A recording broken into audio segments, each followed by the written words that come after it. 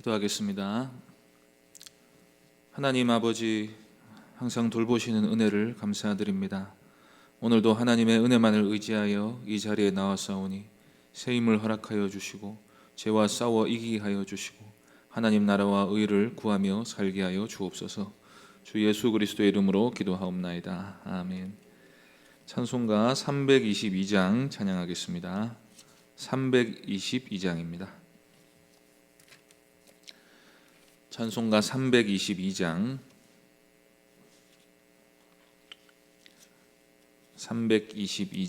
함께 찬송하겠습니다. 세상에 헛된 신을 버리고 하나님 이름 높여 기리세 온 천하 백성 모두 나와서 다 같이 하나님만 섬기세 세상에 헛된 우상 버리고 인간의 모든 부귀영화와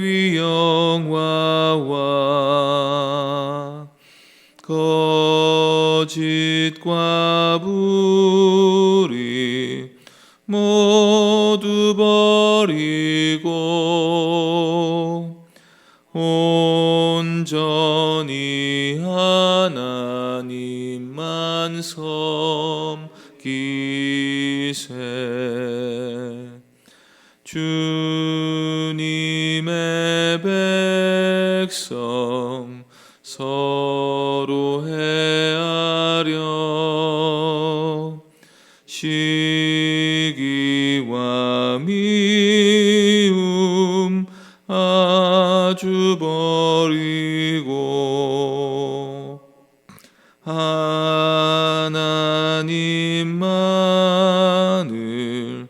홀로 섬기는 천국을 어서 이루어 주소서. 아멘. 하나님 말씀은 아모스 6장 8절부터 14절까지입니다. 아모스서 6장 8절부터 14절까지입니다. 구약성경 1280쪽에 있습니다.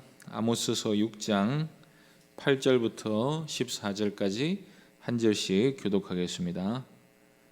만군의 하나님 여호와의 말씀이니라. 주 여호와가 당신을 두고 맹세하셨노라. 내가 야곱의 영광을 싫어하며 그 궁궐들을 미워하므로 이 성읍과 거기에 가득한 것을 원수에게 넘기리라 하셨느니라. 죽은 사람의 친척 곧 그 시체를 불사를 자가 그 뼈를 집 밖으로 가져갈 때에 그 집 깊숙한 곳에 있는 자에게 묻기를 아직 더 있느냐 하면 대답하기를 없다 하리니 그가 또 말하기를 잠잠하라 우리가 여호와의 이름을 부르지 못할 것이라 하리라.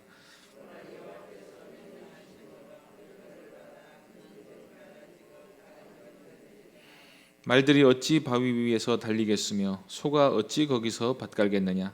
그런데 너희는 정의를 쓸개로 바꾸며 공의의 열매를 쓴 쑥으로 바꾸며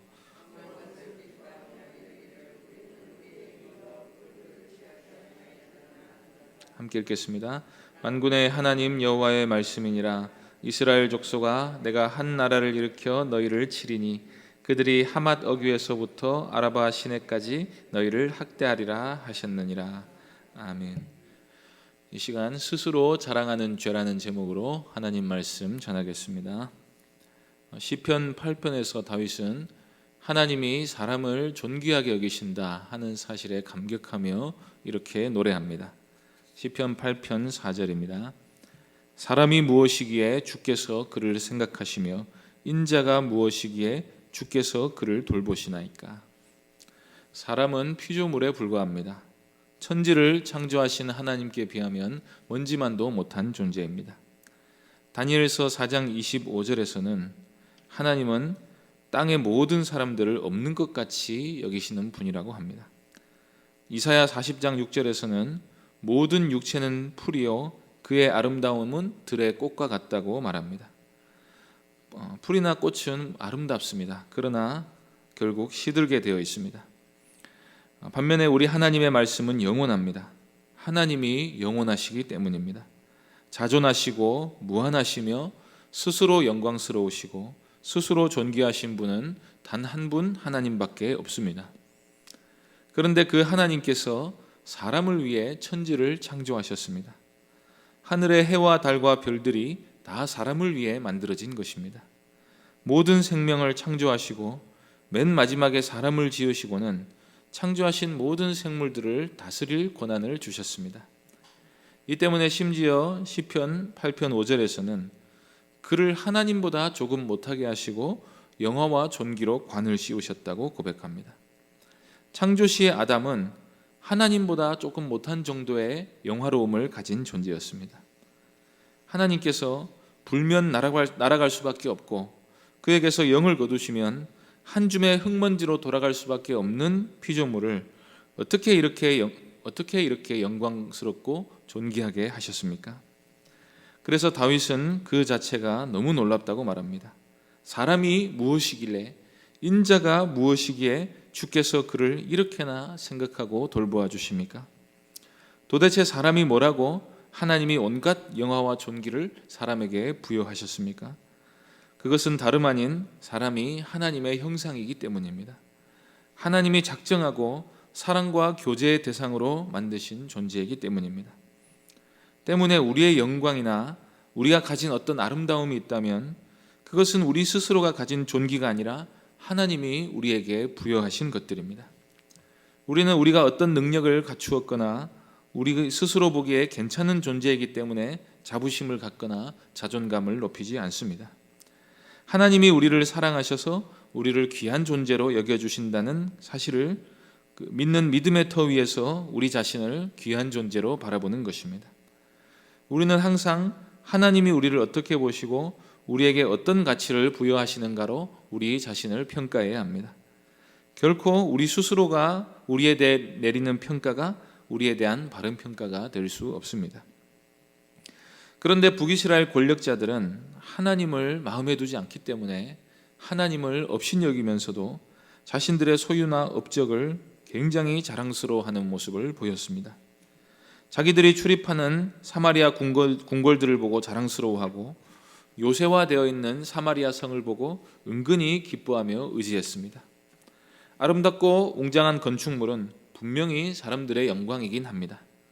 원숭이가 집 한 채라도 지을 수 있습니까? 아름답게 건물을 조각하는 일이 가능합니까? 그런데 사실 건물을 높이 올리고 아름답게 꾸밀 수 있는 능력은 하나님이 주신 것입니다. 그래서 사람이 했어도 하나님께 영광을 돌려야 하는 것입니다. 그런데 사마리아 귀족들은 그 영광을 자신들에게 돌렸습니다. 자신들의 부와 능력과 권세와 기술을 자랑했습니다. 실제로 궁궐과 같은 건물들이 백성들의 피고름을 짜서 지어 올린 것임에도 불구하고 마치 자기들이 전적으로 이룬 업적인 양 자랑했습니다. 시골에 살던 사람이 사마리아에 올라와서 사마리아 성과 궁궐들을 구경하면 정말 영광스럽다고 느낄지 모릅니다. 겉모습만 보면 대단해 보입니다. 귀족들의 피부가 광채가 나는 것처럼 보입니다. 그런데 하나님은 거기에 아무런 가치도 부여하지 않는다고 하십니다. 오히려 밉고 싫다고 하십니다. 8절 말씀 보시겠습니다. 만군의 하나님 여호와의 말씀이니라. 주 여호와가 당신을 두고 맹세하셨노라. 내가 야곱의 영광을 싫어하며 그 궁궐들을 미워하므로 이 성읍과 거기에 가득한 것을 원수에게 넘기리라 하셨느니라. 하나님이 자신을 걸고 맹세하십니다. 무엇을 맹세하십니까? 이 성읍과 그 안에 있는 사람들을 원수에게 넘기기로 맹세하셨습니다. 왜 맹세까지 하시면서 심판을 작정하십니까? 하나님이 야곱의 영광을 싫어하고 그 궁궐들을 미워하기 때문이라고 하십니다. 분명히 사마리아 성과 그 궁궐은 야곱의 영광이라고 불려도 좋을 만큼 꽤나 훌륭한 작품이었던 것 같습니다. 하나님의 백성이 하나님이 주신 능력으로 무언가 문명을 창출해 나가는 것 자체는 선하고 좋은 것입니다. 그래서 하나님은 그것들을 야곱의 영광이라고 부르셨습니다. 그런데 하나님이 그게 얼마나 외적으로 훌륭해 보이든 간에 그것이 싫다고 하십니다. 아주 밉다고 하십니다. 왜 그렇습니까? 그 겉보기의 영광 뒤편에 불의와 교만이 서려 있기 때문입니다. 12절 보시겠습니다. 아모스 6장 12절입니다. 말들이 어찌 바위 위에서 달리겠으며 소가 어찌 거기서 밭 갈겠느냐. 그런데 너희는 정의를 쓸개로 바꾸며 공의의 열매를 쓴 쑥으로 바꾸며. 사마리아의 권력자들은 정의를 쓸개로 바꾸었습니다. 공의의 열매를 쓴 쑥으로 바꾸었습니다. 쓸개나 쑥은 아주 쓴맛을 의미합니다. 정의와 공의는 달콤한 것이어야 합니다. 그런데 북이스라엘 사회는 정의를 행하는 자가 쓸개 맛을 보고 공의를 추구하는 자가 쓴 쑥을 먹는 것 같은 사회가 되었습니다. 여기서 말하는 쑥은 우리가 생각하는 그 쑥이 아니라 이스라엘에서 자생하는 아주 쓴 약초를 말한다고 합니다. 상품을 계약할 때 접대를 하고 2차, 3차 유흥을 좀 시켜주면 계약이 성사되는 게 정의로운 것이겠습니까? 물건 자체로만 승부하는 게 정의로운 것이겠습니까? 그런데 우리 사회는 불의한 방식이 당연히 통용되는 방식으로 여겨집니다. 요즘에는 그렇게 잘 안 된다고 들었습니다만 예전에는 직장에서 하루 종일 게으름 피우다가 퇴근 시간부터 갑자기 일하기 시작해서 야근 수당까지 받아가는 사람들이 있다는 이야기를 들은 적이 있습니다. 그래서 실제로 성실히 일한 사람보다 불성실한 사람이 더 열심히 하는 것처럼 보이고 월급도 더 많이 받아갑니다. 정직만 가지고는 빠른 시간 내로 성공하기 어려운 세상이 되고 말았습니다. 재판할 때도 의로운 사람이 이기는 게 아니라 대체로 돈이 많은 사람들이 이깁니다. 그래서 사람들이 정의와 공의를 행하는 것을 아주 쓰고 괴로운 일로 여기게 됩니다. 세상이 뒤집힌 것입니다. 정직한 사람이 잘 살고 성실하고 진실한 사람이 승리하는 세상이 되어야 당연한 것 아닙니까? 의로운 행위에 대한 보상과 악행에 대한 징벌이 철저하게 이루어져야 사람들이 정의와 공의를 달콤한 것으로 여기지 않겠습니까? 사실 의를 행하는 것은 그 자체로 사람에게 아주 큰 즐거움을 줍니다.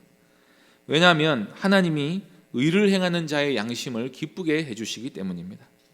그래서 공의와 정의는 그 자체의 보상이 있습니다. 그래서 어떤 사람들은 누가 따로 보상해 주지 않아도 자기가 즐거워서 선행을 한다고 말하기도 합니다. 가급적이면 그런 세상을 만들어야 옳은 것입니다. 그런데 악한 권력자들은 자기가 악하기 때문에 정의가 승리하고 공의가 달콤한 세상을 만들지 않습니다. 의를 행하는 사람들이 괴롭게 되는 세상을 만들어버립니다. 불법과 편법과 변칙이 성공을 위한 지름길이 되게 만들어버립니다.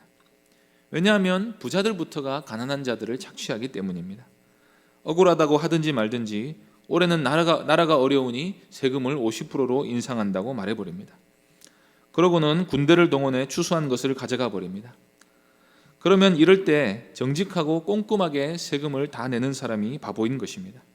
감추고 숨기고 할 뿐 아니라 살기 어려워지니까 가난한 사람이 가난한 사람의 등을 치고 조금이라도 힘 있으면 갑질하고 가발에 있는 을은 또 다른 을에게 악을 저지르는 사회가 되는 것입니다. 하나님은 그런 비열해진 사회상을 바라보면서 선을 악으로 뒤바꾼 장본인들을 향해 이렇게 말씀하십니다. 말들이 어찌 바위 위에서 달리겠는가? 소가 어찌 거기서 밭 갈겠는가? 안 되는 일이라는 말이지요. 말이 바위 위에서 달리면 무릎과 발굽이 상하게 됩니다. 그래서 말을 바위 위에 모는 사람이 없습니다. 소를 바위 위에 올려놓고 밭을 가는 사람이 없습니다. 힘만 들고 헛수고가 되기 때문입니다. 그런데 정의로 달려가고 공의로 밭 갈고자 하는 사람들이 하면 할수록 몸과 마음이 상하고 헛수고만 하는 세상을 만들어 놓았습니다. 정의와 공의가 아무짝에도 쓸모없는 세상을 만들어 버린 것입니다. 그렇기에 그들이 자랑하는 궁궐이나 성벽의 아름다움과 영광은 그들의 악행을 자랑하는 것밖에 되지 않습니다. 애굽의 파라오는 피라미드를 건설하기 위해 수많은 노예들을 죽음으로 내몰았습니다. 중국 만리장성과 자금성 역시도 백성들의 피와 땀과 눈물로 지어진 건축물들입니다. 고대의 거대한 신전들과 유적들은 크면 클수록 그 뒤에 무자비한 권력에 의한 희생이 숨어 있는 것입니다. 그런 의미에서 우리나라에서 자랑스러운 것 중 하나가 이 경복궁은 정도전이 설계할 때부터 백성들에게 큰 부담을 주지 않도록 사치스럽지 않으면서 위험을 손상시키지 않는 쪽으로 지어졌다고 합니다. 이런 모습은 유교의 아름다움 중 하나라고 할 수 있습니다. 이런 식으로 의로운 행위가 무엇인지 생각을 하면서 정책을 펼쳐야 하는 것이지, 불의한 권세로 지어진 문명이 웅장하고 아름답다는 게 무슨 의미가 있겠습니까? 하나님 보시기에는 아무런 가치도 없으니 다 파괴되고 마는 것입니다. 그런데도 그들의 교만한 이유는 자기들에게 그만한 능력이 있기 때문이라고 합니다. 13절 보시겠습니다. 허무한 것을 기뻐하며 이르기를 우리는 우리의 힘으로 뿔들을 취하지 아니하였느냐 하는도다. 여기서 허무한 것이라고 번역된 히브리 단어는 로드발이라고 하고, 뿔이라고 번역된 단어는 카르나임이라고 합니다. 이 로드발이랑 카르나임은 이 요단 동편에 있는 지명을 말합니다. 북이스라엘이 로드발과 카르나임을 점령한 적이 있었는데 그게 우리의 힘으로 한 업적이라고 자랑하는 것입니다. 무슨 다메섹이나 블레셋에 있는 대단한 도시들을 점령한 것도 아니고 겨우 조그만 허무한 작은 도시 한두 개를 점령해 놓고는 우리가 힘이 있다, 우리는 대단하다 하고 스스로를 높였다는 것입니다. 그래서 하나님은 우물한 개구리를 자처하는 그들의 수준이 어느 정도인지를 아수르라는 강력한 힘을 통해 알게 해주실 거라고 말씀하십니다. 14절 보시겠습니다. 만군의 하나님 여호와의 말씀이니라. 이스라엘 족속아, 내가 한 나라를 일으켜 너희를 치리니 그들이 하맛 어기에서부터 아라바 시내까지 너희를 학대하리라 하셨느니라. 아수르에 의해 철저하게 유린당하고 나면 자기들이 가진 힘이라는 게 얼마나 보잘것없는지를 알게 될 것입니다. 하나님을 의지하지 않고 스스로 영광을 취했던 모든 것들이 허무한 것이었음을 깨닫게 하시기 위해 더 큰 나라를 보내 그들을 징계하겠다고 하신 것입니다. 이때의 심판이 얼마나 두려운 심판이 될지에 대해서는 9절부터 11절 사이에 이렇게 묘사가 되어 있습니다. 한 집에 10사람이 남는다 해도 다 죽을 것입니다. 그래서 가족들은 매장을 하지 못하고 겨우 살아남은 사람들이 사마리아 성 안에 쌓여있는 시체를 처리하기 위해 집 밖으로 시체를 옮겨 불태울 것입니다. 밖에 서 있는 사람이 집 안에서 시체를 찾는 사람에게 묻습니다. 아직도 있느냐? 없다. 조용히 하라. 여기서 여호와의 이름을 부르면 안 된다. 살아남은 사람들은 여호와께서 이런 심판을 하셨음을 알고 있습니다. 그들 마음이 전쟁과 기근과 전염병으로 인해 비참해져 있기 때문에 함부로 하나님의 이름을 부르는 게 너무나도 두려운 일이 될 것이라는 뜻입니다. 시편 49편 20절에서 시인은 이렇게 말합니다. 존귀하나 깨닫지 못하는 사람은 멸망하는 짐승 같도다. 사람은 참 아름답게 지어진 존재입니다. 존귀한 존재입니다. 그 영광은 모든 피조물 위에 뛰어납니다. 타락했어도 사람은 여전히 위대한 존재입니다. 하나님의 형상은 그렇게 대단한 존재입니다. 그래서 여전히 존귀와 영광을 나타내는 면이 있습니다. 사람이 이룩한 업적들, 문명들, 문화들, 그렇게 우리가 많은 것들을 이룩했습니다. 그러나 그 모든 영광이 하나님께로부터 온 것이고 하나님을 의지할 때만 온전해진다는 사실을 믿지 않고 자기 스스로 영광을 취하는 사람은 멸망하는 짐승 같은 존재일 뿐입니다. 하나님께 돌려야 할 영광을 가로채고 악을 행하면서도 스스로 자랑하는 모든 행위는 심판받을 행위가 됩니다. 하나님을 아는 새 언약의 백성들은 결코 그런 식으로 교만할 수 없습니다. 우리에게 하나님이 주신 어떤 능력이나 선한 것들, 아름다움이 있다면 모두가 하나님이 주신 선물과 은혜인 줄 믿고 하나님만 자랑하고 하나님만 높이고 그 은혜만을 의지하며 살아가는 모든 귀한 성도님들 되시기 바랍니다. 기도하겠습니다. 하나님 아버지, 우리에게 복을 주시고 은혜 베푸시고 우리를 거룩하게 하시고 또 의롭다 해 주셔서 하나님만 자랑하는 주의 백성들이 되게 하시니 감사합니다. 그런데 때로는 우리가 하나님을 잊고 우리에게 있는 것이 마치 우리가 다 이룬 것인 양 자랑할 때가 많았습니다. 하나님을 높이지 않는 것이 심판받을 죄임을 기억하고 오늘도 우리 자신을 자랑하지 아니하고 하나님만 높이고 하나님 은혜만 의지하는 하루를 살게 하여 주옵소서. 주 예수 그리스도의 이름으로 기도하옵나이다. 아멘. 하늘에 계신 우리 아버지여, 이름이 거룩히 여김을 받으시오며 나라의 임하옵시며 뜻이 하늘에서 이룬 것 같이 땅에서도 이루어지이다. 오늘날 우리에게 일용할 양식을 주옵시고 우리가 우리에게 죄 지은 자를 사하여 준 것 같이 우리 죄를 사하여 주옵시고 우리를 시험에 들게 하지 마옵시고 다만 악에서 구하옵소서. 대개 나라와 권세와 영광이 아버지께 영원히 있사옵나이다. 아멘. 시간 기도하실 때에 이생의 자랑을 다 내려놓고 하나님께만 영광 돌리는 겸손한 마음을 주시기를 구하시고, 교회당 건축을 위해서 또 주일학교 여름 사역을 위해서 오늘 금요 기도회를 위해서 그리고 개인적으로 기도하시기 바랍니다.